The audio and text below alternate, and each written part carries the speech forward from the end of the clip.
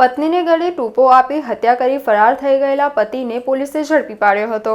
સમા defence કોલોનીમાં રહેતા 72 વર્ષના શ્રીધર એથાભાઈ પૂજારી સમા સરસ્વતી એપાર્ટમેન્ટ નીચે આવેલી મોહિત ફેબ્રિકેશનની દુકાનમાં હેલ્પર તરીકે નોકરી કરે છે। સમા પોલીસ સ્ટેશનમાં તેમણે ફરિયાદ નોંધાવી જણાવ્યું કે મારી પુત્રી પૂર્ણિમાના 3 વર્ષ પહેલા મનજીતસિંહ ધિલ્લોન સાથે લવ કમ અરેન્જ લગ્ન થયા હતા। અમારા જમાઈ ટ્રક ડ્રાઈવર કરે છે અને અમારી સાથે રહે છે। મારી દીકરી પૂર્ણિમા ગિરનાર સર્કલ પાસે રવિ એનર્જી નામની કંપનીમાં કોમ્પ્યુટર એન્જિનિયર તરીકે 3 વર્ષથી નોકરી કરે છે। ગત તારીખ 11મીએ પૂર્ણિમા રાત્રે 8 વાગે ઘરે આવી હતી। હાથ પગ મોઢું ધોઈ માતાજીના દીવાબત્તી કરી પોતાના રૂમમાં ઊંઘવા માટે ગઈ હતી। હું મારા રૂમમાં સૂતો હતો। રાતે 1 વાગે મારા જમાઈ મનજીતસિંહ આવ્યા હતા અને દરવાજો ખખડાવતા હું જાગી ગયો હતો।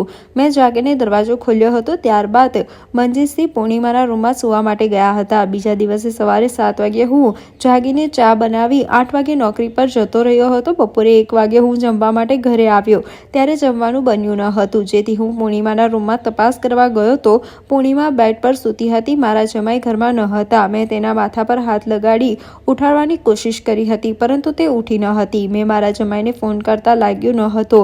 મારા પડોશીઓ દોડી આવ્યા હતા। મારા પુત્રના મિત્રો આવી ગયા હતા। અમે બધા ભેગા થઈને પૂર્ણિમાને સયાજી હોસ્પિટલમાં લઈ ગયા હતા, પરંતુ ડોક્ટરે તેનું મોત થયું હોવાનું જણાવ્યું હતું। મારી દીકરીના ગળામાંથી સોનાનું મંગળસૂત્ર, કાનની બુટીઓ અને હાથની રીંગો ગાયબ હતા।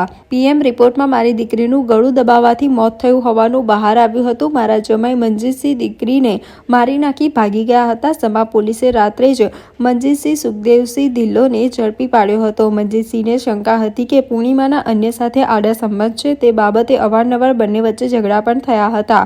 સમગ્ર મામલે પોલીસે કાયદેસરની કાર્યવાહી હાથ ધરી છે।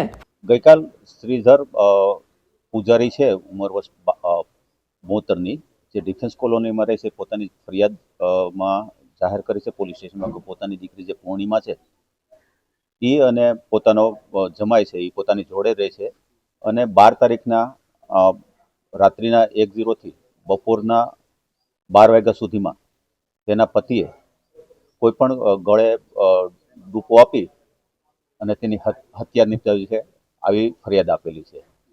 પ્રથમમાં જ્યારે બેભાન અવસ્થામાં પોતાની દીકરી પોતાના રૂમમાં સૂતી હતી ત્યારે પોતાના રૂટીન કાર્ય મુજબ શ્રીધરભાઈ છે પોતે પોતાની નોકરીમાં સવારે 7 વાગે જતા રહે અને બપોરે આવીને જોયેલું તો પોતાની દીકરી બેભાન અવસ્થામાં પડી હતી।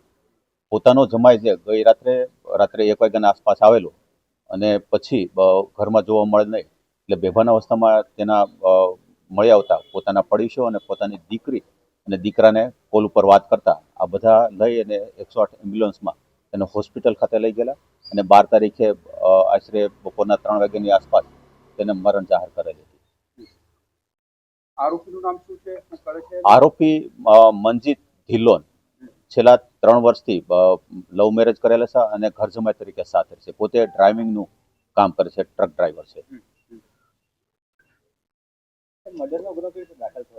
હા, તેના પિતાના જણાવ્યા અનુસાર અને સાહેદોના જણાવ્યા અનુસાર પૂર્ણિમાબેન છે એ પોતે એક પ્રાઇવેટમાં કમ્પ્યુટર ઓપરેટર તરીકે કામ કરતા હતા અને છેલ્લા 1.5-2 વર્ષથી તેનો પતિ તેના ઉપર કોઈ આડા સંબંધોની કોઈ સાથે છે તેવી આશંકા કરતો હતો અને અવારનવાર તેને તકરાર અને ઝઘડાઓ થતા હતા અને તે દિવસે સવારે 7:30 વાગ્યા પછી કે જેને પૂર્ણિમાના પિતા શ્રીધરભાઈ છે તે નોકરી ઉપર ગયા પછી પોતાને આ બાબતેથી તકરાર થઈ અને તકરાર દરમિયાન કેબલનો એક વાયર હતો તેનાથી તેની પત્નીને પોતે ગળા ટૂંપો આપી દીધેલો અને ગળા ટૂંપો આપ્યા બાદ તે પોતે નાસી ગયેલો હતો।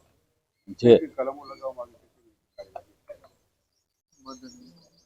બીએનએસ કલમ છે 103 એ અને જૂની જે 302 છે એ મુજબ ગુનો દાખલ કરવામાં આવ્યો છે। આરોપીને વાયા મારફત બાતમી રાહે તેને બોલાવી અને પછી તેની પૂછપરછ કરવામાં આવી તો ખરેખર વિશ્વાસમાં લઈને કે ખરેખર શું થયું હતું તો પોતે એવું કીધું હું હતો જ નહીં, પણ ખરેખર શ્રીધરભાઈએ કીધેલું છે કે રાત્રે તે આવ્યો હતો ત્યારે બારણું પોતે જ ખોલ્યું હતું અને ત્યારે એન્ટ્રી અને સવારે પછી આ કૃત્ય કર્યા બાદ તે નાસી ગયેલો છે। તે અને જે તે વખતે શ્રીધરભાઈએ જોયું કે બેભાન અવસ્થામાં છે ત્યારે પોતાની દીકરી પર કોઈ પણ જાતના ઘરેણા નહોતા। જે ઘરેણા અને જ્યારે આરોપીઓએ તેની પૂછપરછને અંગઝડતી કરી તો તેના ખીચામાંથી જે ઘરેણાઓ હતા, બુટી છે, મંગળસૂત્ર છે, વીંટી છે, આ બધું મળી આવેલું છે।